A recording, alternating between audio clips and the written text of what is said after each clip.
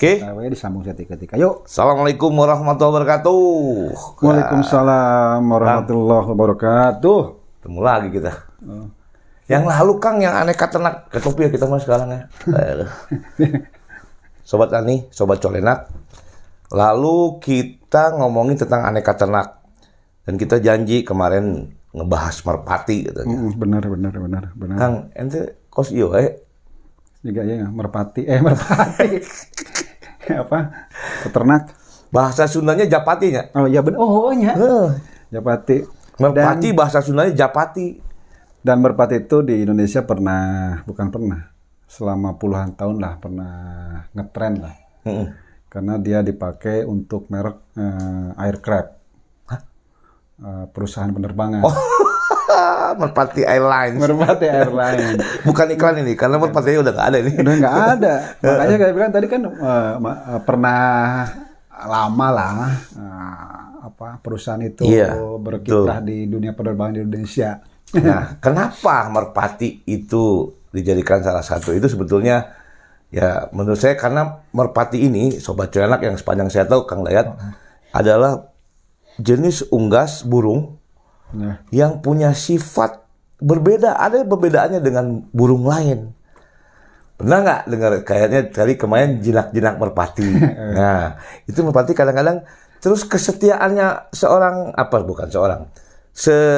sepasang merpati itu orang bilang katanya merpati mah burung yang setia. Bener? Iya kan. Ini kita melihat sifatnya loh, sifat-sifat. Episode yang lalu nih Sobat Colenak, Sobat Tani kalau masih ingat.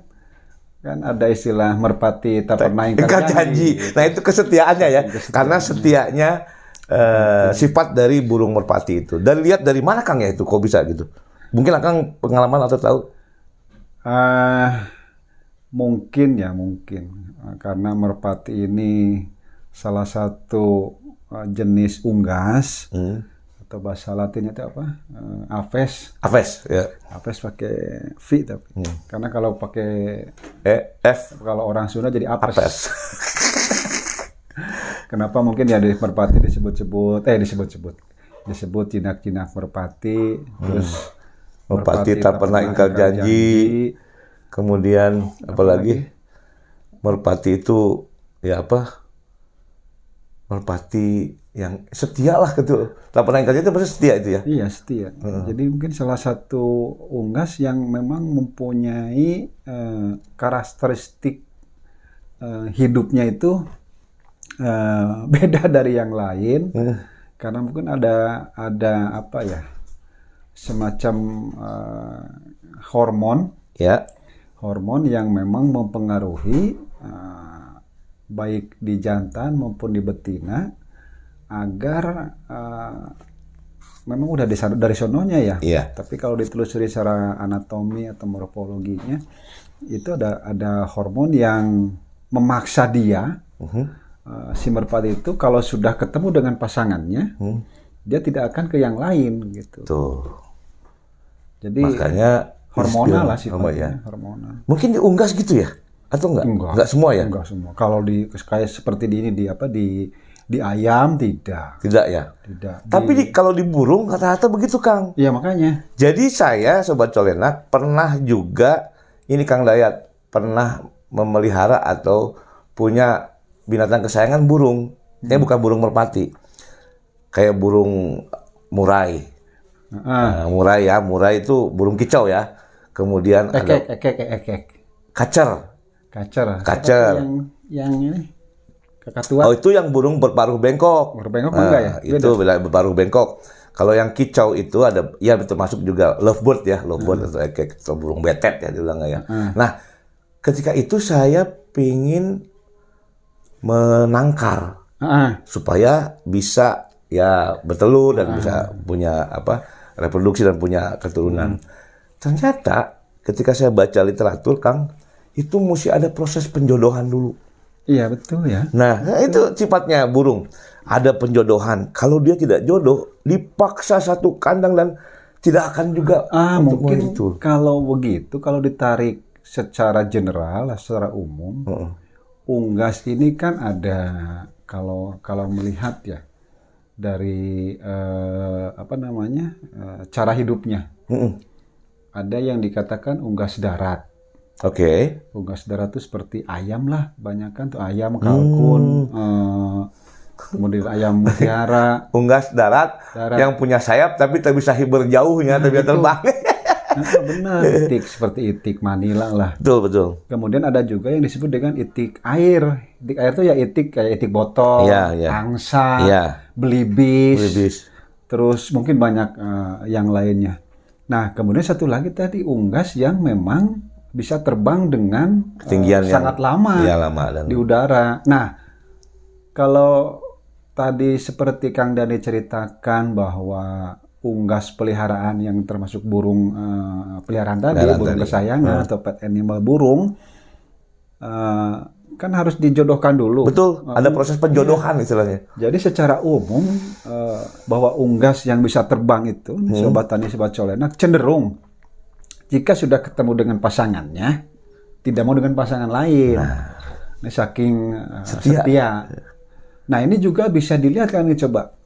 Kalau dulu kita pernah belajar tentang burung dara atau burung merpati, atau bahasa Indonesia, bahasa Sundana, Japati. Japati itu kalau waktunya mengeram, jadi jantan dan betinanya kan ikut mengerami induknya. Induknya. Nah, ini saya juga kurang tahu persis ya. Tapi kalau melihat dari produksi telur yang dihasilkan oleh si induk, kan untuk merpati itu paling banyak 2 butir lah, 1 sampai 2 butir setiap istilahnya klaks itu proses memproduksi telur lah. Itu sebanyak 2 butir per pasangan. Nah, mengeramnya juga itu tadi, jadi bergantian. Beda dengan ayam. Dia harus betinanya, harus induknya. Kalau burung masih bisa dia itu. Saya juga perhatikan. Mungkin di burung hias juga begitu. Burung hias. Mungkin ya karena merpati itu performance-nya lebih akrab dengan manusia ya. Kemudian sampai dulu ada merpati pos, kemudian dia itu membantu manusia. Itu memang betul-betul dia setia. Itu adalah sifat burung merpati itu. Contohnya, kalau dulu saya juga pernah piara burung merpati, Kang Dayat. Jadi kan kandangnya cuma ditempeli dinding aja, lubang. Terus itu ada jodohnya, kemudian dibelajar untuk supaya datang ke jodohnya itu ke betinanya, nggak pernah biar diterbangkan jauh, dia pasti nyamperin. Itu yang sifat betul-betul yang luar biasa lah menurut saya di merpati itu memang sifatnya. Dan kalau kita melihat di kebiasaan teman-teman yang senang dengan merpati balap, itu kan yang dipegang oleh si betinanya, punya kan betina. Nah, dan itu udah pasangannya. Dan itu nggak mungkin bukan lagi yang itu setia, Kang. Coba dari jarak sekian puluh kilo dari atas tahu bahwa itu pasangannya. Mungkin kalau laki-laki supaya setia makan burung dara aja kan. Biar hormonnya nular ya. Dia bisa jadi itu. Dan lucunya, Kang, itu begitu udah dijodoh terus di kandang itu, si burung itu dilepas nggak pakai pintu, balik sendiri dan ya, hebat. Dan memang kalau kita lihat proses penjodohan di merpati itu agak lumayan lama dan harus telaten sih. Betul. Jadi kadang ada yang si jantannya dikurung dulu, betinanya diklepek-klepek kan di luar kurungan. Nanti kalau kira-kira udah nyamperin, udah lama-lama, istilahnya apa ya bahasa Sunda tuh, lulut tuh nurut. Artinya nurut sama si yang dijodohkan itu betinanya. Nanti kalau sudah ketahuan si jantannya itu mengejar-ngejar, udah kelihatan senang lah gitu. Itu dibalik aja, betinanya di dalam kurung, yang jantan di luar. Itu pasti nggak bakalan kemana-mana itu. Benar. Itu saya pernah coba. Nah, itulah salah satu sifat merpati ya, Sobat Colenak. Dan kalau kita nanti kan banyak jenis ya, Kang Dayat ya. Kalau kita memang tujuannya misalnya sekedar memelihara tapi menghasilkan pendapatan, itu bisa. Jadi ada jenis merpati yang balap, dia punya jodoh, kemudian dia punya bertelur dan punya keturunan, itu gennya bisa mirip dan mungkin bisa sama dengan si jantan yang dan apalagi yang ini Kang Layat, yang tadi merpati balap, apalagi terusnya ada merpati jambul. Nah itu yang lebih ke hias lagi. hias, Ada lagi merpati yang ukurannya lebih kecil dari sebesar perkutut. Tikukur apa perkutut yang agak besar tuh? Ya. Suruh kutut, nah yang punya kayak gitu tuh. Kalau tikukur kata orang Sunda tuh perkutut. Perkutut. Perkutuk. Nah, Itu yang kecil tuh. yang kecil. Perkutut itu. Yang gede ya. Beda dengan tekukur sama perkutut. Beda yang sama ya, tapi agak gede. Terus ada lagi jenis burung yang banyak juga dipelihara oleh burung merpati, masih banyak jenisnya sih menurut saya. Cuman mungkin beda ordo ya. Iya. Yang ada lehernya di sini. Iya, betul. Dederuk kalau orang Sunda mah. Nah, gitu. Itu. Nah, sebesar itu juga ada merpati. Artinya kalau mungkin sobat Tani, sobat Colenak baca-baca di literatur, di referensi, itu sangat banyak sekali. Dan ini jenisnya subfamili lah. Subfamili itu genus. Banyak sekali, hampir 300 lebih lah di seluruh dunia ini jenisnya. Cuman kalau di Indonesia ya paling banyak yang merpati balap. Paling banyak gitu di mana-mana. Ya karakter orang Indonesia kan senang balap-balapan.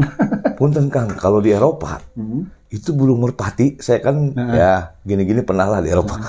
Pas jalan tuh emang di ya di taman gitu ya. Taman tuh. Wah, dan itu sehat-sehat loh. Banyak lah gitu ya, kita ada yang petugasnya memang ya. Emang dan tidak boleh tangkap itu memang untuk di kota. Ini saya baru baca dan lihat di postingan teman. Burung merpati seperti mungkin kebanyakan di Eropa Barat lah ya, atau Eropa Timur, atau di Timur Tengah juga banyak tuh. Jadi di salah satu tempat wisata, agroeduwisata atau desa wisata, itu salah satu daya tariknya adalah merpati itu. burung merpati. Wow. Dibaca sangat banyak itu. Jadi dan sudah akrab ada sini dengan manusia nggak takut ya karena jadi makanan. Ya ini kan umum lah, hewan apapun kalau dibiasakan diberi makan oleh kita sebagai pengunjung, biasanya kan jinak. Ya. Contoh seperti apa itu?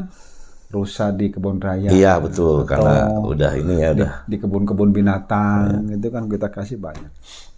Kemudian ini juga kan Dani, untuk kandang tadi kan sangat simpel lah, sederhana, tidak ribet untuk burung merpati itu, tidak seribet kandang ruminansia atau kandang ayam komersil, unggas komersil yang lainnya.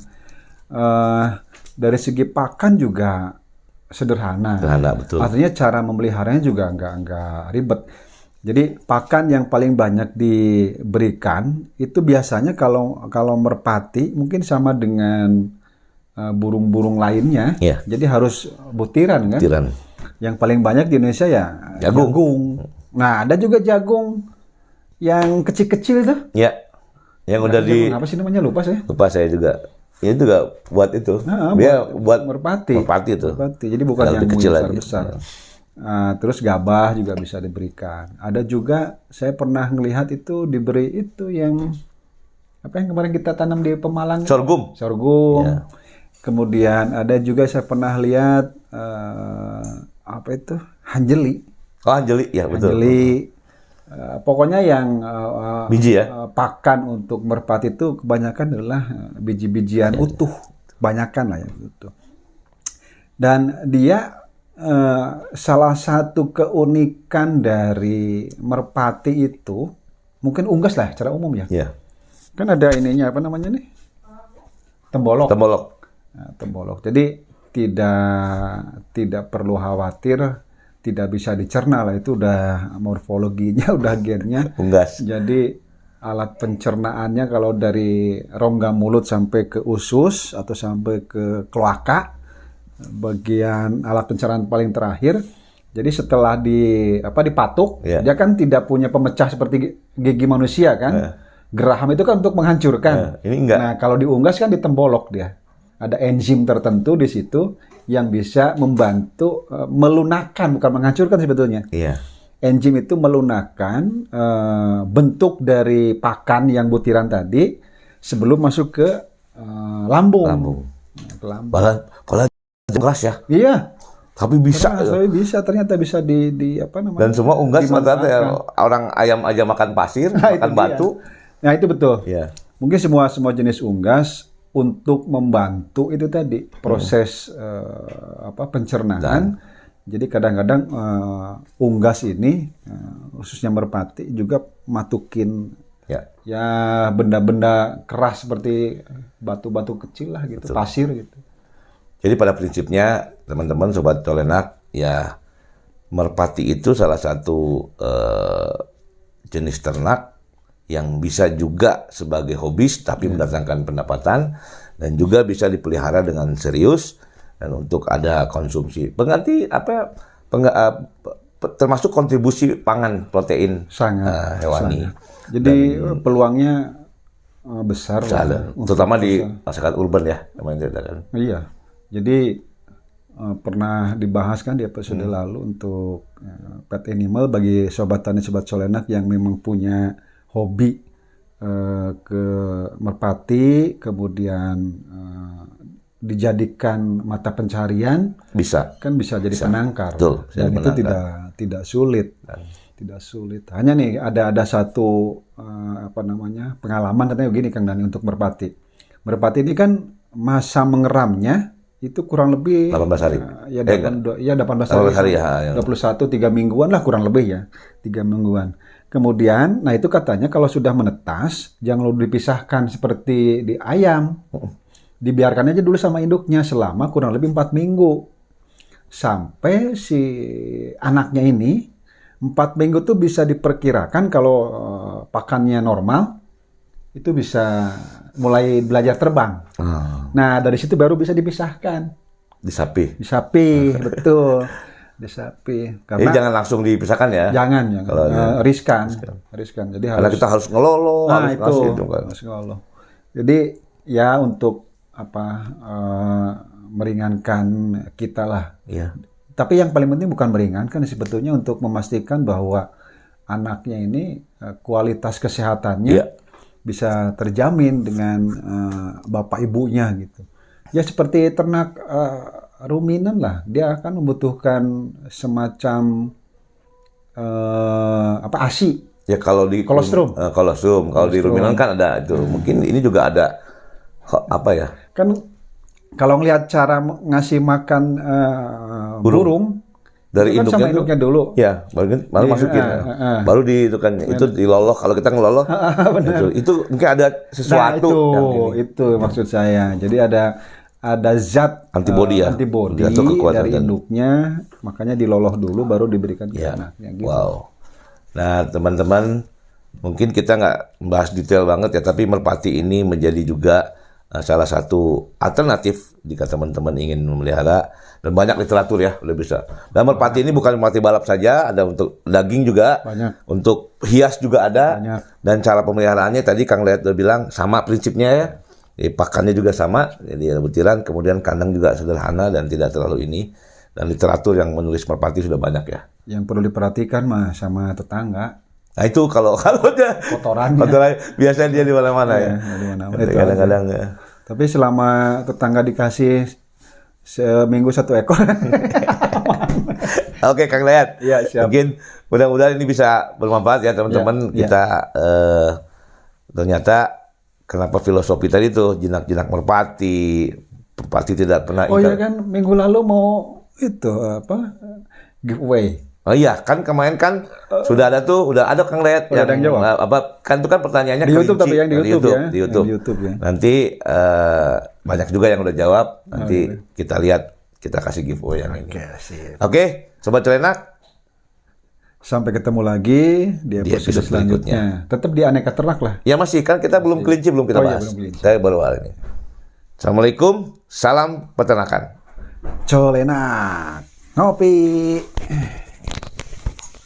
Bismillahirrahmanirrahim.